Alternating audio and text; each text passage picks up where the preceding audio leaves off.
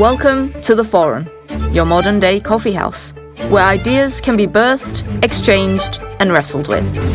We celebrate questions, conversation, and reason as powerful tools to enlighten hearts and transform minds, shaping a new generation of thinkers, innovators, and pioneers. We're glad you're here, so pull up a chair and let's begin. Good morning. I've been looking into the topic of procrastination and the sort of psychology behind it and time management and stuff. And I've been looking into the thoughts of a guy called Oliver Burkeman, who I think might be from York. A friend of mine said that she's sure he was a couple of years older than her at Huntington School. And Ruth Devonport earlier was saying that she's seen him do some talks in York. So that's interesting. I didn't know that. And he was a journalist. He's a journalist for The Guardian, and he's written a book called 4,000 Weeks, which I've not fully read. I've just been dipping in and out of it and listening to some podcasts of his. And I've also been researching into some philosophies behind this topic, as well as listening to some other things. So it's not all based on his thoughts, but quite a lot of it I'll kind of refer to him. And part of the reason I started doing this because I'm an Enneagram Type 9, and if you don't know what that means, it's really not that important to this morning. But one of my traits as a personality type is I'm meant to be a procrastinator. And I was like, okay. I kind of always thought maybe I was, but I thought I'd like to kind of look a bit more into that and understand really what that means. And actually, the more I researched this topic, the deeper into the rabbit hole I went, it seems. It's quite a big subject. And I've looked into the notion of time, how we manage it, how we see it, how we can be consumed by it, and how it's actually quite an abstract thing. Because time, as in clock time that we know of, hours in a day, is actually human invention after all. And before clocks and watches, iPhone reminders and the digital age, we seem to cope okay. But deadlines, anxiety, guilt, priorities, values, choice, these can all be affected by how we see time.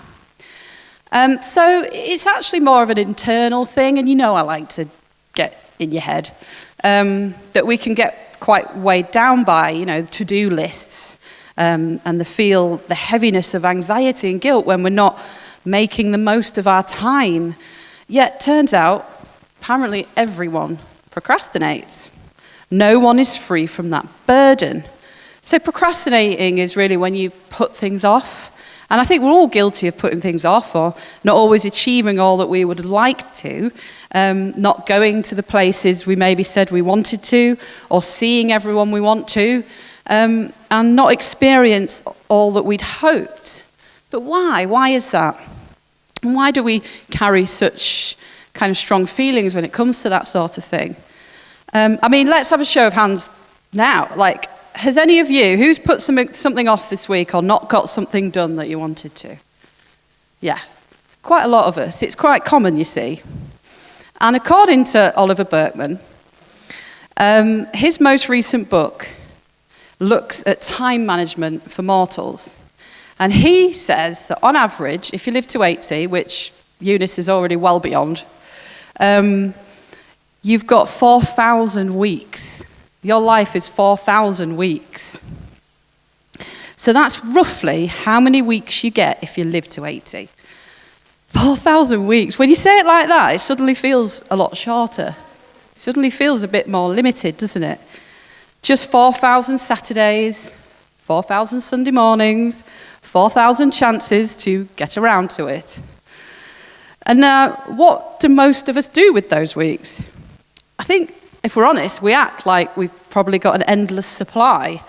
We live like time is limitless. Oh, I'll get to that at the weekend, or I'll make time for that later. When I retire, I'm going to travel the world. I can spend more time with the kids when I've got this task done. The deadline isn't for a while, so I can just leave it till later. It's quite common that we do these things. We build mile-long to-do lists, juggle commitments, procrastinate on the things that matter, and keep telling ourselves, one day when things calm down, then I'll really get to the good stuff. And in here this morning, we do have our lovely elder generation of retired people. I know quite a few of you are retired. So what do you say? Have you managed to master the work-life balance? Anyone? Maybe you have some pearls of wisdom, Steve, that you can offer around the tables this morning. Is it more nowadays a cultural shift? Has social media showed us that we have endless possibilities? The internet, it's just made connections so massive. How easy can it be to scroll on your phone for what felt like minutes, but can be hours? Does your screen time make you wince when you get that notification of how long you've been on your phone? It's like, ooh. The constant email stream that we now have. Remember, and I can remember this day, when your post just came through the door once a day. Your important letters, your stuff just came through the post. But now we have this constant communication and access globally. Even on Christmas Day, promotional emails are still coming through. And then you've got the positive self-help movement. Guides that tell us we can do anything and be anything. Is that true? We're relentlessly exposed to a limitless life. But yet we still procrastinate. We put things off. Why does the washing suddenly feel more important than the essay, the emails, or the phone call you need to make? When the kids want to play dolls? What's going on there? We beat ourselves up. We say, I'm lazy, I just lack discipline. But often procrastination isn't about laziness at all. It's avoidance. Because the moment we start a project or whatever, we have to face the hard truths. Choosing one thing means letting go of 100 others. Beginning something means it probably won't turn out perfect. And finishing means it's real. And real things are always messier than the version in our heads. So sometimes it's easier to sit scrolling or reorganizing our notes, folding the washing, pressing next episode on Netflix. And on a bigger scale, I'll start that business when I get to this stage or I feel ready. Does ready ever come? I'll settle down when I meet the perfect partner. We'll have kids when things feel right. I'll take that trip when. I'll leave that relationship when. ... But then the stuff doesn't get done. You don't make that trip you wanted to go on. That room doesn't get painted. That coffee date is always sometime soon. Your in a minute to the kids turns into it's time for bed. And you feel stressed, disappointed, guilty. You're cramming it all in last minute to meet a deadline, or you're feeling lonely at home on your own, waiting for something more. Or maybe in an unhappy marriage, waiting for them to change. Western culture, also, it tells us it's bad to be late. Have you noticed that? You're punished for it. You're late for work, you lose your job. You're late, well, I mean, I'm not saying that's always a bad thing, but you're late on your bills, you get threatened or fined. But what about if you're early? You don't get a reward for paying your bills in advance, or a special mention if you're first to the office. You know, when I was young, we travelled on trains a lot, and we could not be late. My dad was adamant we could never be late. He was always rushing for a train.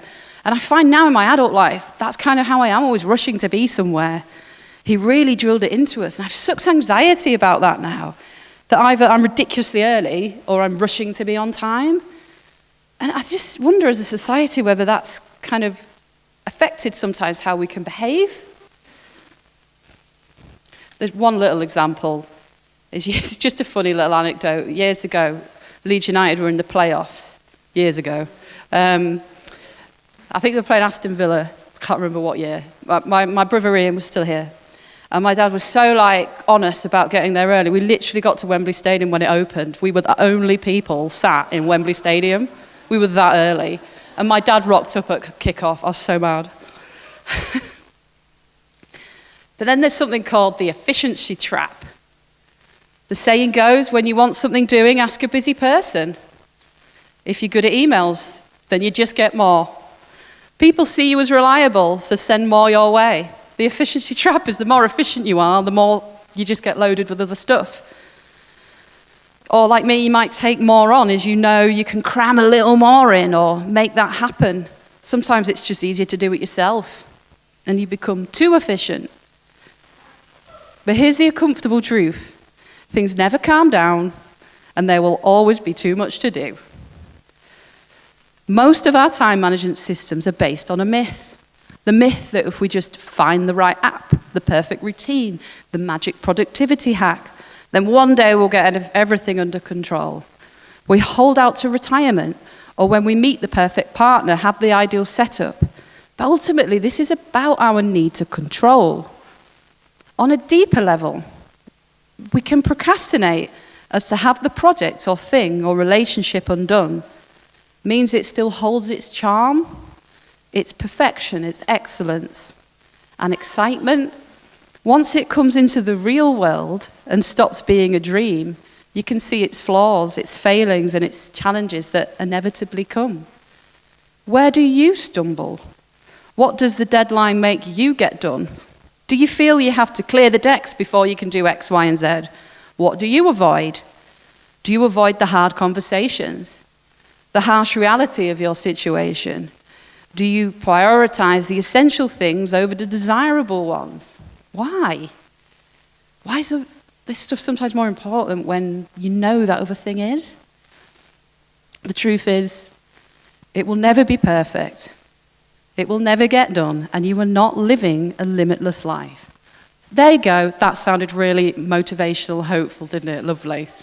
But we're now going to turn that and actually show you how that can actually be quite liberating to understand that. And we're just going to show a quick clip of Oliver Burkeman, and then I'm going to explain a little more.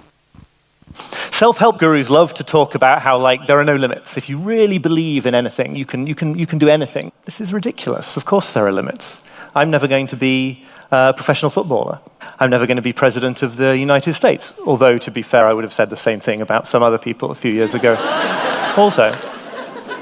But the point is, these limitations are just fundamental limitations of being human, and the scariest of them all, I think, is the one of time. But then it's up to us to stop trying to find all these ways, these superficial ways of making ourselves feel like we don't have to face this, that just make us busier, that just distract us from using our time in a meaningful way, and instead learn to thrive inside those limits. Sometimes when I talk in this way, people think I'm saying something incredibly depressing, that it's really stressful, like that I'm suggesting we should go through our lives freaking out all the time about the fact that we're going to die. But I think this way of thinking, it's not depressing or stressful at all. It's actually really, really liberating and relaxing. It's a huge weight off your shoulders. You could think about it this way. On some level, you probably beat yourself up for having too much to do and not keeping up with it. But when you see that you're finite and that the number of things you could have done is infinite, it becomes obvious why you failed to do that. You failed because everybody fails, because you're guaranteed to fail. It wasn't a lack of self-discipline. It was that the goal was an impossible one. I love that. The whole point of all this is to free you a little bit, that the goal is an impossible one to try and get it all done. So maybe we need to relax a little bit and start to understand how to prioritize the shift in perspective. Instead of, how can I get everything done? Or, when I meet my partner, I'll be happy. Or, I wish my adult children would come see me more. Things with no satisfying answer. We could ask, what's worth doing, given that I'll never get everything done? How can I be fulfilled without those things I don't yet have? And what can I do for myself? We reframe it, understanding that there are choices to be made.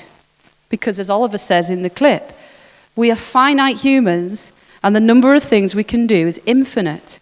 So we can't do it all. Hurrah! We can't do it all. So chill out. The joy, therefore, the liberation and freedom is in the simple truth that life is finite. There is limit. We don't have endless options when it comes to our limitations, so we will have to make choices. Sometimes easy, sometimes tough. And that means we will always be missing out on something or prioritizing something else. Because when you choose it, you're choosing to be here this morning, you're missing out on something somewhere else. That's always happening. Whether you see it or not, we're always making those choices and sacrifices. And thank you, by the way, for being here this morning. It means a lot to me that you've come. to be a part of this, and you've chosen this. But time doesn't really exist, as we are always and never will not be in the now, in this moment. So it's about focusing on that, and that is freeing. And we're going to talk about that a bit more next, and hopefully have a bit more hope in this morning. But I'm going to open it up for some discussion time now. And so here is a few questions that I think we could sit and ponder on. Oh, there we go. While we kind of progress with what we're talking about. So when you think about the fact that life is only 4,000 weeks long, how does that change the way you see your time? What kind of things do you tend to procrastinate on? What are your things that you're putting off? What are the fears or the trade-offs might be hiding underneath that? Just have a think about it. And if you could only focus on a handful of meaningful projects or things in the weeks ahead, what would you choose and what would you be willing to let go of? What are the things that you kind of are avoiding, and what are the things that you think, why am I doing that? Why am I making time for that? Why is the other stuff taking over that? Just have a little bit of time to contemplate that and talk amongst your tables. About 10 minutes, and then we'll come back with our part 2.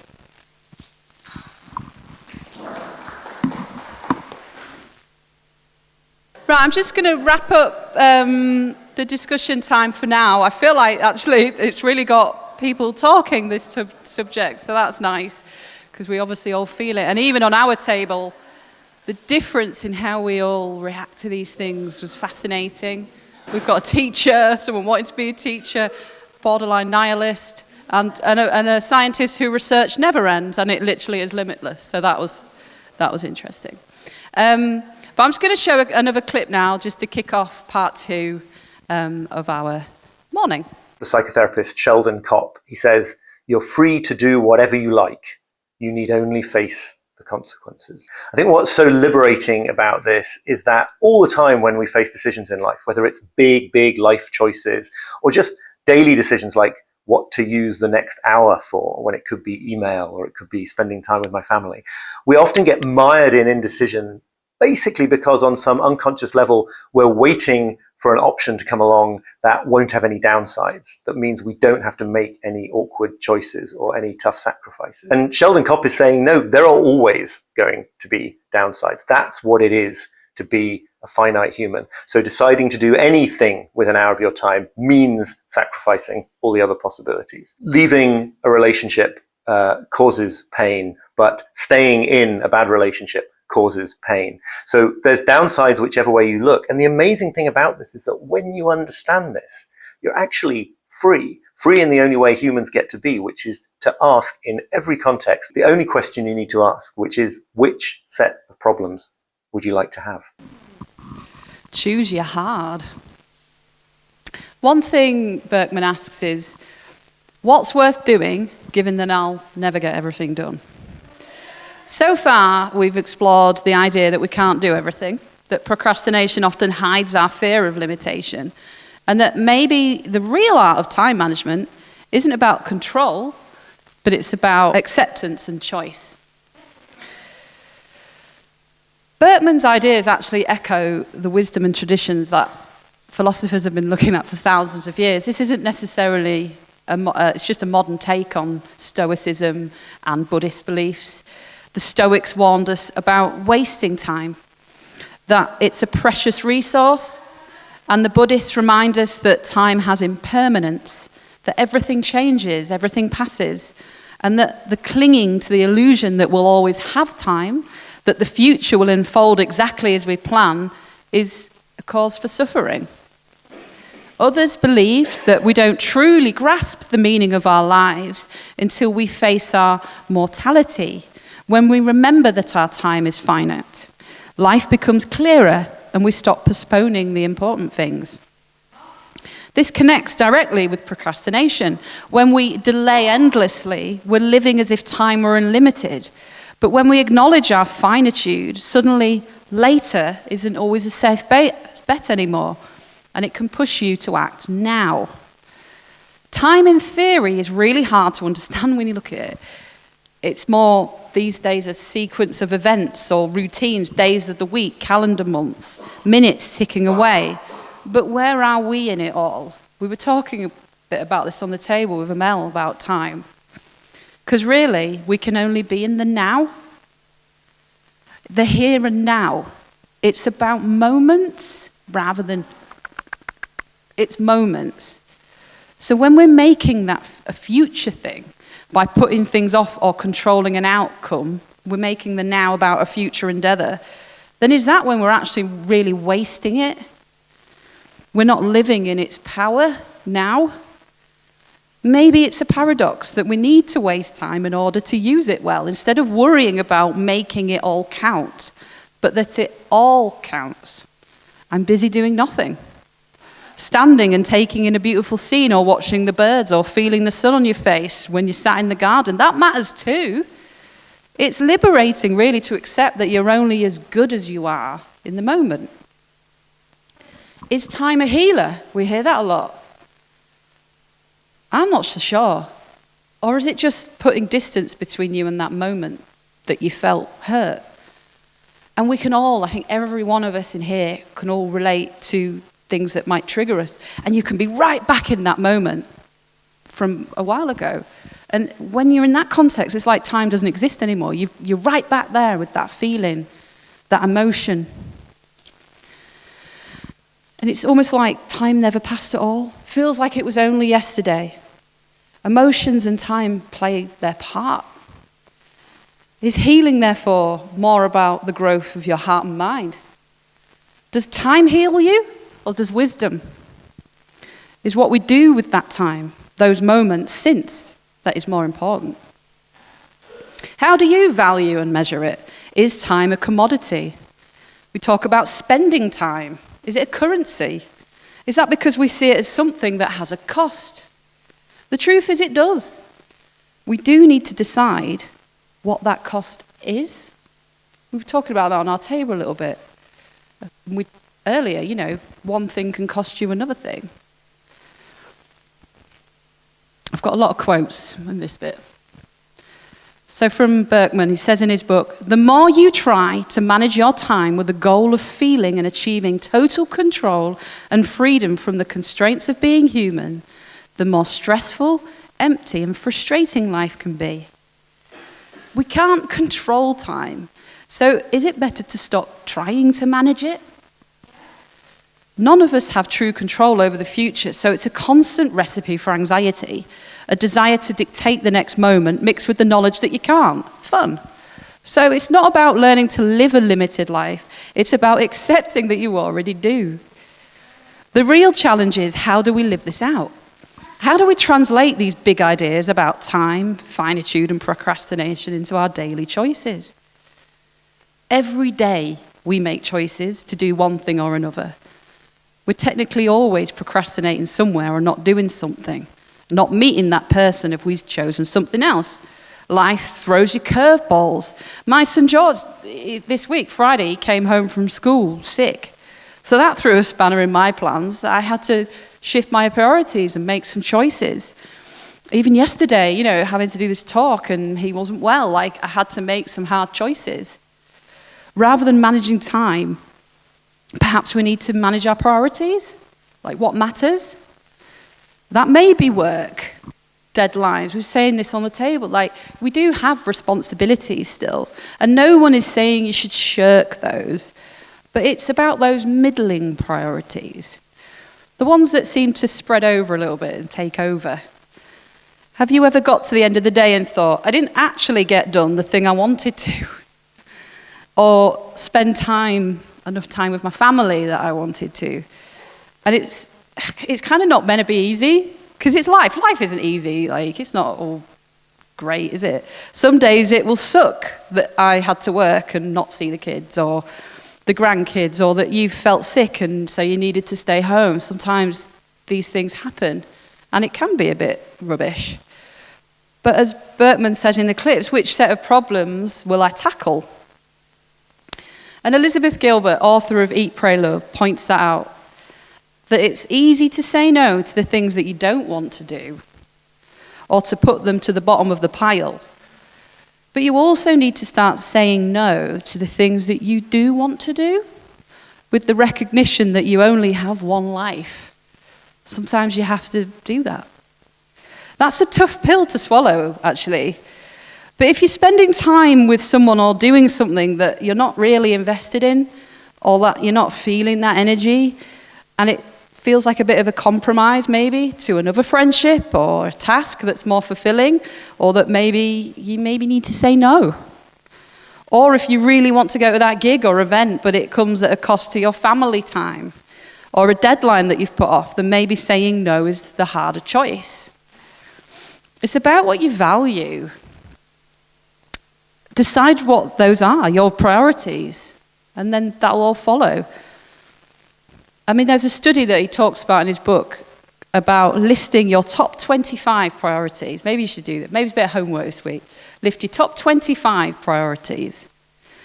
The top 5 should be the ones that you focus on because they were enough to be in your top 5.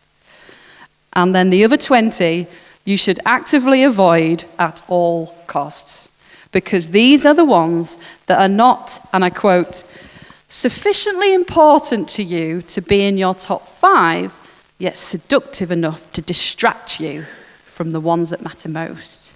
And I think I know I'm guilty of that. Prioritizing that which you value then aids you in feeling like you're living a more fulfilling life. Better than having so many tasks on the go that you never finish any. You can't avoid the losses, you just have to choose them. Stop resisting making commitments in the anxious hope that you might not somehow be able to avoid the losses. Losses are given, that ship has sailed, what a relief. You get to choose. That's uncomfortable but freeing, because once you accept, you'll inevitably let some people down, neglect some tasks, and miss out on some opportunities. You can decide consciously what's worth missing. But how does that help with procrastination? Why do we do it? Why do we choose short-term comfort or distractions over long-term goals and relationships? We do it due to fear of failure, lack of motivation, perfectionism, or feeling overwhelmed, refusing to make the hard choices. I mentioned earlier about how we can want to delay things as that thing then holds its charm. This is so true. It can feel better to cherish the fantasy of a new job, a new home, the perfect partner, retirement, that new business, creative project, or whatever that looks like to you. In that way, it keeps being a dream and being in a dreamlike state. It holds its allure, its perfection, excitement, and excellence. And once that hits reality, it inevitably comes with challenges and the weight of the expectations it holds for you, the responsibility, the self-motivation you need. To pursue can mean the process not working out or it looking different than you wanted. You know, I think every time I've done a talk for the forum, the idea of it, when it comes, the concept of it, I'm like, yeah, okay, got it, brilliant. And it's always easier to sit with that.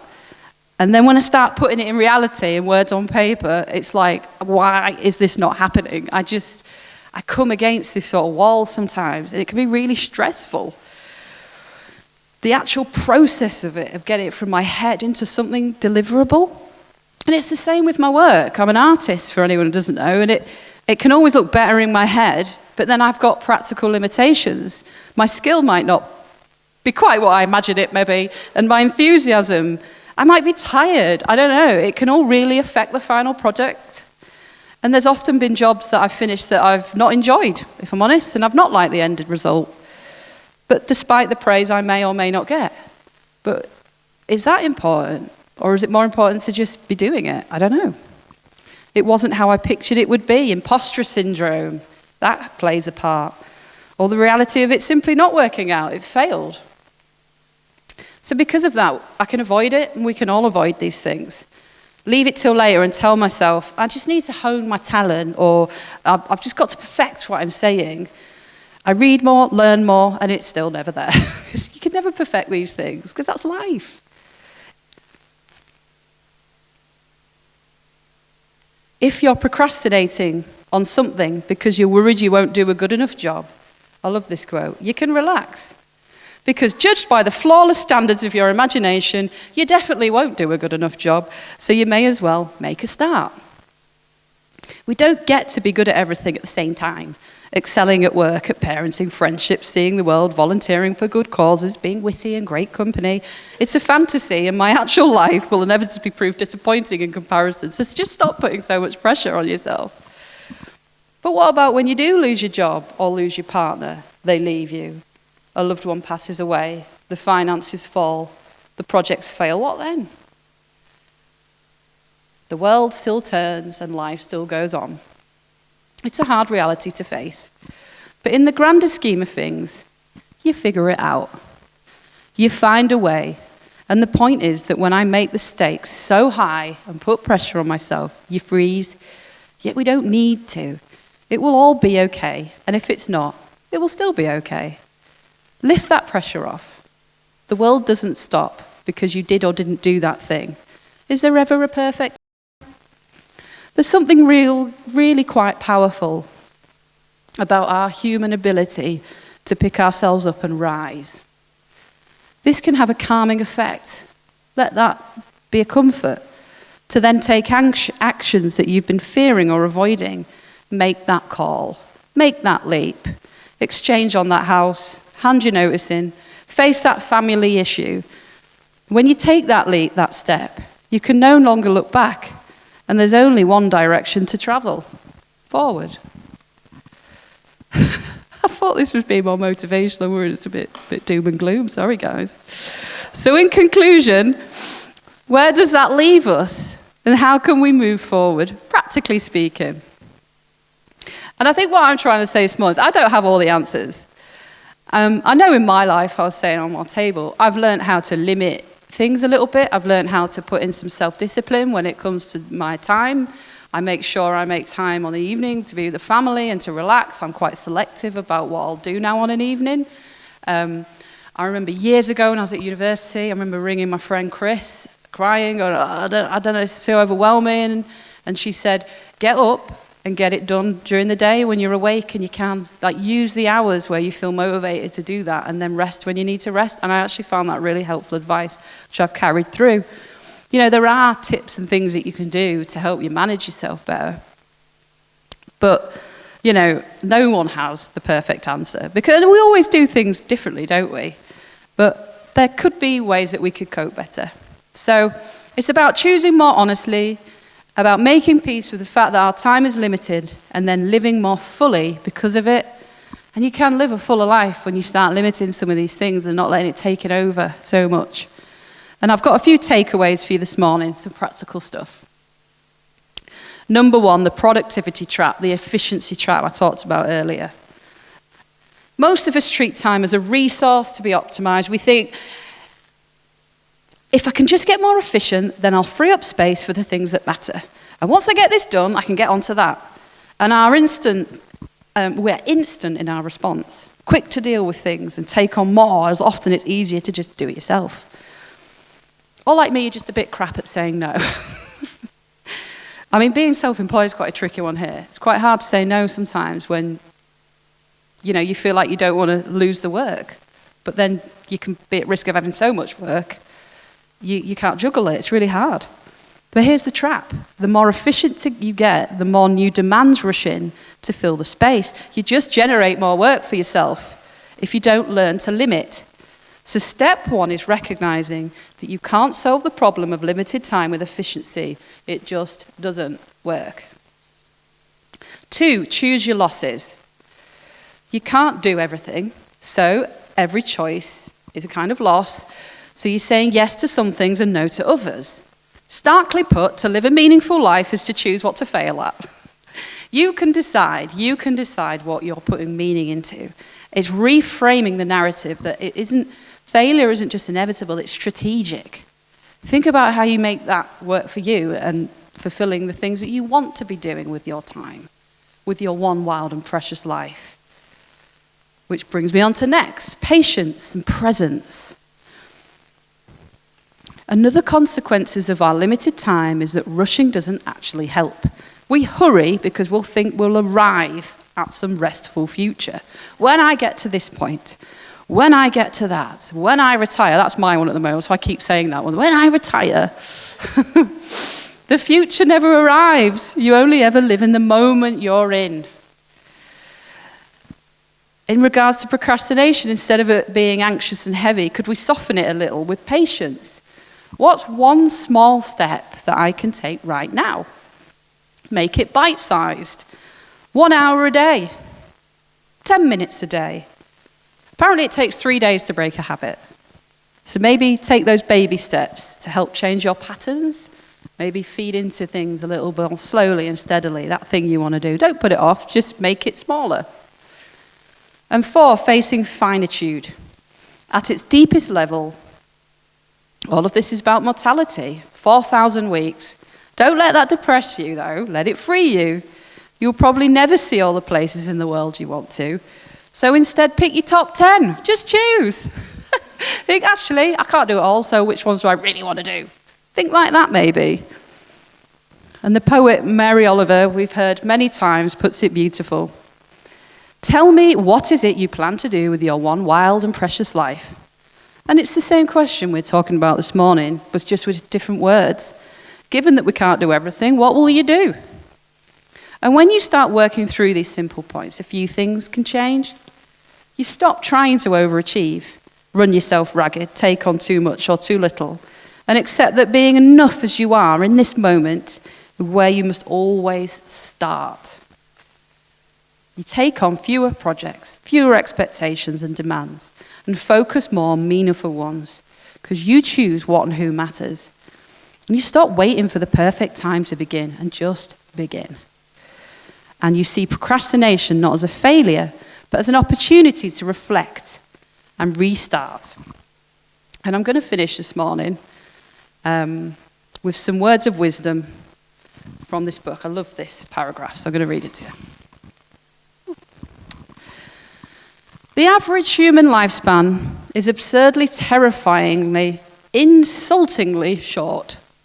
But that isn't a reason for unremitting despair, or for living in an anxiety-fueled panic about making the most of your limited time. It's cause for relief. You get to give up on something that was always impossible. The quest to become the optimized, infinitely capable, emotionally invincible, fully independent person you're officially supposed to be. Then you get to roll up your sleeves and start work on what's gloriously possible instead. So I'm going to leave that this morning and give you some food for thought. And we're going to close. If you want to have some time to chat around the tables about what I've talked about, please feel free and carry on your conversations. And we will not see you next week, but we will be back on the 26th and 27th with our gentle parenting workshops, for those of you who might be interested in that. It also applies to anyone in teaching who wants to be a practitioner or is in that. And we'll be back on the 28th at the Forum at Kew, where I think we have Shannon. Yeah, we've got Shannon bringing some words, so please come along and encourage her. Thanks very much for your time, guys, and for choosing to be here.